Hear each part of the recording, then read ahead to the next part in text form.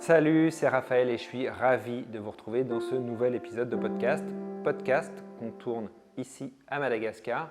Et le sujet de cet épisode, c'est d'où proviennent les pierres et pourquoi c'est important de savoir d'où les pierres proviennent. Alors la première raison pour laquelle c'est important de savoir d'où proviennent les pierres, c'est que lorsqu'on travaille en lithothérapie avec l'énergie des pierres, il y a une partie de cette énergie qui est déjà héritée de l'endroit où a été prélevée cette pierre. Donc si elle a été prélevée par exemple dans un endroit où ce prélèvement a été responsable, on a déjà une indication de la préservation de l'énergie de cette pierre déjà au moment de son extraction. La deuxième raison pour laquelle c'est important de savoir d'où proviennent les pierres, c'est que ça nous donne une indication si la pierre va être vraie ou si elle va être fausse. Par exemple, ce quartz rose que je tiens dans les mains, il peut provenir de deux endroits différents, le Brésil ou Madagascar. Si c'est un quartz rose qui provient d'une autre région ou d'un autre pays, c'est quasiment sûr que ce quartz rose, ça va être une fausse pierre. Donc c'est important de savoir d'où provient cette pierre pour avoir une indication si cette pierre va être vraie ou fausse. La troisième raison, c'est lorsque l'on sait d'où cette pierre provient, on a aussi une information sur son contexte géologique. Par exemple, on peut donner un âge à cette pierre. Par exemple, si on a la labradorite qui peut provenir de Madagascar, du Labrador ou de Finlande, ça va être des âges qui sont différents en fonction de ces trois origines, donc entre 600 millions d'années et entre 2 milliards d'années, donc une labradorite très très ancienne. Et l'énergie de cette pierre, qui provient à chaque fois d'un magma qui est donc différent, va nous donner une information sur sa qualité énergétique. Les pierres qu'on utilise en lithothérapie, elles proviennent à 80% de deux pays dans le monde, le Brésil et Madagascar, à la fois en volume et en espèces minérales. Dans cette analyse, je vais exclure volontairement les pierres précieuses, donc saphir, émeraude, qui justement rentrent dans un autre univers, c'est vraiment pas du tout le même univers, et les minerais comme le cuivre, le zinc, le plomb, le fer, qui là aussi sont extraits de manière très différente.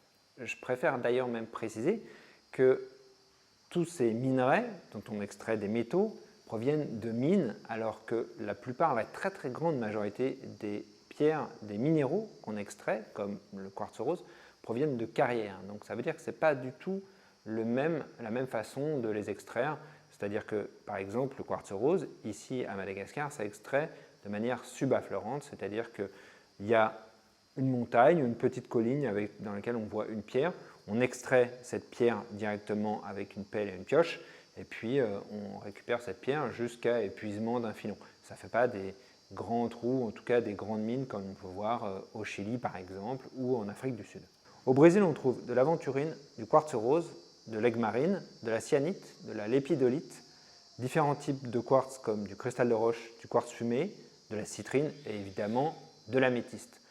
Petite parenthèse, la citrine que l'on trouve au Brésil, même s'il y a beaucoup de citrine naturelle, c'est principalement de la citrine chauffée parce que la citrine est beaucoup plus chère que l'améthyste et on peut chauffer de l'améthyste, ce qui va donner une citrine un petit peu plus foncée, un petit peu plus vers le marron, vers le miel, qu'une citrine naturelle qui est naturellement plus claire.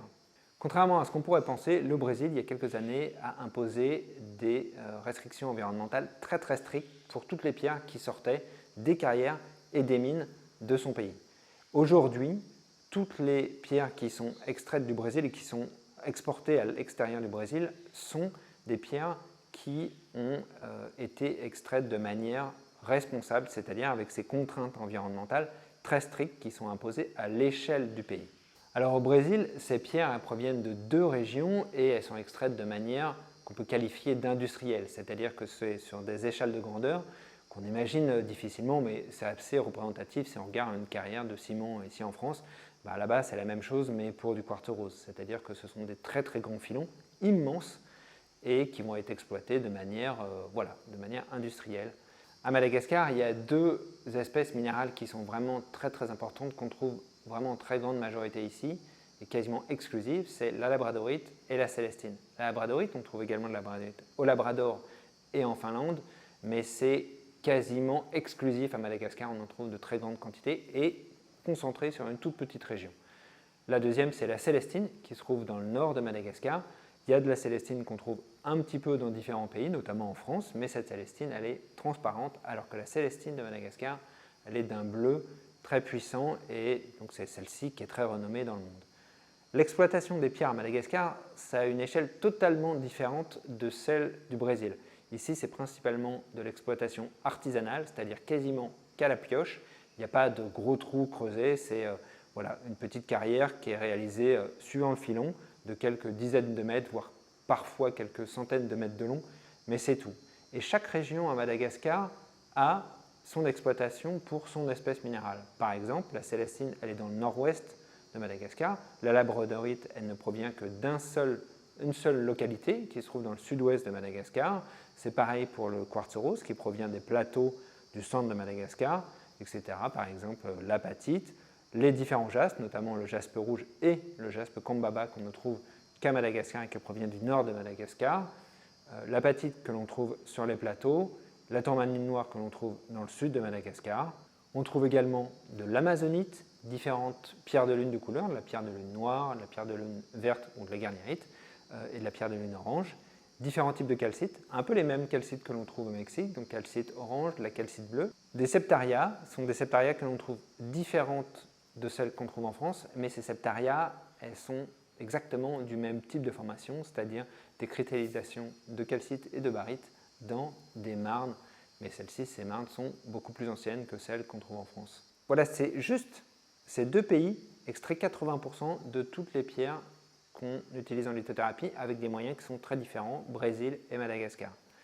Ensuite, si on fait un petit tour d'horizon des pierres et des pays qui extraient ces différentes pierres, alors on va commencer par l'Amérique et ensuite l'Afrique. Un pays auquel on ne pense pas forcément lorsqu'on parle de lithothérapie, ce sont les États-Unis dans lesquels on trouve différentes pierres, notamment une très belle oolite, de la turquoise, du cristal de roche et la sélénite. Au Mexique, vous allez trouver toutes les obsidiennes, toutes les variétés d'obsidiennes, obsidienne noire, obsidienne acajou et puis obsidienne dorée, argentée et œil céleste.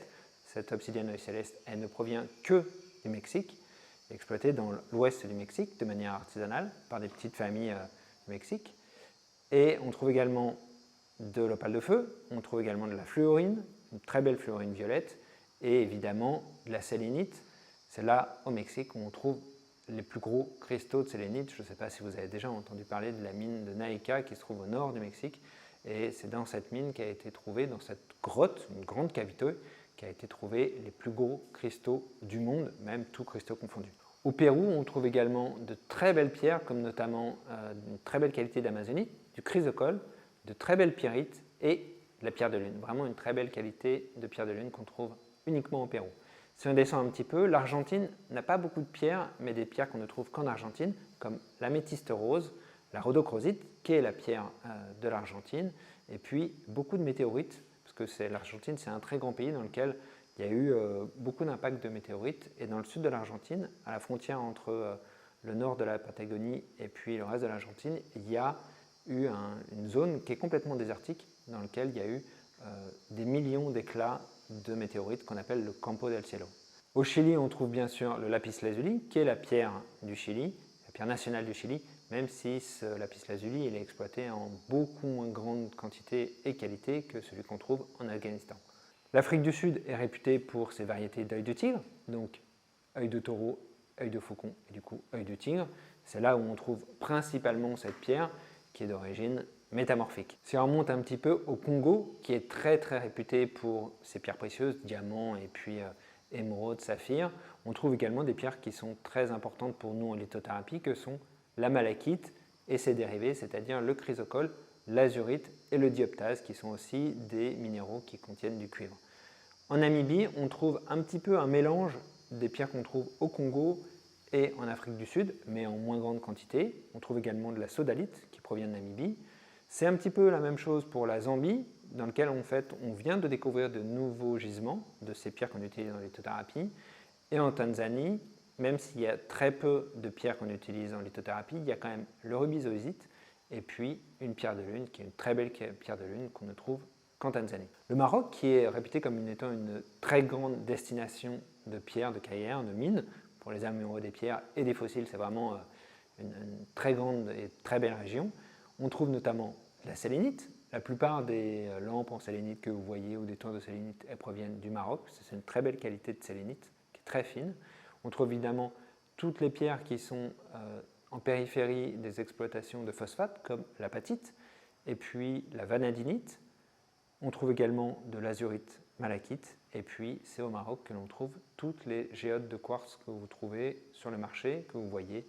Toutes nos géodes de quartz, par exemple, proviennent bien du Maroc. En Russie, on trouve une très belle qualité d'amazonite, mais on trouve également 4 pierres qu'on ne trouve qu'en Russie, la séraphinite, la charoïte, la pittersite et la shungite. Ces 4 pierres ne proviennent que de Russie, et donc c'est important de le savoir. Lorsque vous voyez une pierre qui sont en plus, ce sont des pierres qui sont copiées relativement facilement. C'est important de voir et de savoir que ces pierres proviennent bien de Russie. Une pierre également qui est souvent copiée et qu'on ne trouve qu'en République dominicaine, c'est le larimar. Donc là aussi, c'est vraiment important d'avoir un larimar qui provient bien de République dominicaine. Le Moyen-Orient, comme le Pakistan et l'Afghanistan, on trouve de très belles qualités de pierres, mais pas beaucoup des pierres qu'on utilise en lithothérapie. On trouve évidemment de magnifiques kunzites, on trouve des saphirs, on trouve des aigues marines qui sont superbes, très bien cristallisées, on trouve beaucoup de tourmalines, on trouve des rubis, mais en général, ce sont des pierres de qualité gemme qu'on utilise beaucoup pour la bijouterie et qu'on n'utilise pas en lithothérapie. On trouve également du lapis-lazuli et de la cornaline. Ce lapis-lazuli provient d'Afghanistan, d'une région d'Afghanistan, et il est exploité depuis plus de 4000 ans. C'est ce lapis-lazuli qui est retrouvé en Mésopotamie et ensuite en Égypte. Et donc c'est ce lapis-lazuli qui est exploité depuis très longtemps, et c'est toujours la même façon de l'exploiter depuis plus de 4000 ans. Au Sri Lanka, on trouve également quelques pierres. On trouve bien sûr la pierre de lune du Sri Lanka qui est très belle, et on trouve ensuite beaucoup de pierres précieuses, les mêmes que l'on trouve également en Thaïlande et parfois un petit peu au Vietnam. Donc c'est des spinels, des tourmalines, des saphirs, des rubis. Je vais terminer ce petit tour d'horizon de d'où proviennent les pierres par la France, France dans laquelle il y a aussi beaucoup d'espèces minérales qui sont souvent méconnues, qui ne sont pas toujours faciles d'accès et qui sont souvent un petit peu cachées justement par la végétation. On trouve des tourmalines noires, on trouve des grenats, on trouve de la malachite et de l'azurite, on trouve de très belles fluorines, des fluorines bleues dans le sud-ouest de la France par exemple, on trouve de la fluorine rose en Mont Blanc, c'est vraiment une fluorine octaédrique qui est vraiment exceptionnelle. On trouve évidemment, parce que c'est encore le métier des cristalliers, différentes espèces minérales que l'on trouve dans les Alpes, notamment donc, aux environs du Mont Blanc et dans les écrins. D'ailleurs, si vous êtes dans cette région, je vous invite à aller au musée de Bourdoisan, dans lequel il y a un magnifique petit musée justement des cristalliers, dans lequel on trouve différentes espèces minérales qu'on a exploitées dans la région, qui ont été prélevées dans la région. C'est toujours un métier de passion, c'est un métier qui existe, qui se perd un peu, mais dans lequel, voilà, si vous voulez vous familiariser un petit peu avec cet univers minéralogique, je vous invite vraiment à aller visiter ce musée de Bourdoisan, qui est vraiment très intéressant.